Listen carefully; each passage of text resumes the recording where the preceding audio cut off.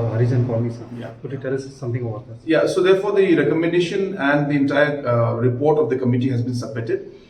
We will be going through that committee report and then we will be taking it up in the cabinet next. Only once we take it up in the cabinet will we come to a decision how to move forward. But finally the committee has done a lot of work and a lot of hard work has gone in. I must congratulate the Deputy Chief Minister and the other members of this committee who have really worked very hard and put this committee in this put this report in after a lot of long hours being put into the study and reports to be prepared.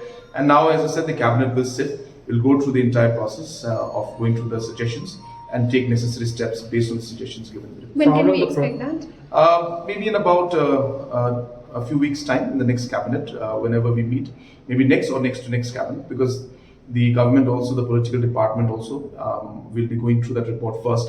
And then, as I said, we will ask as members of the committee to present it in the cabinet, and then we'll decide on how to move forward. Thank you so Thank much.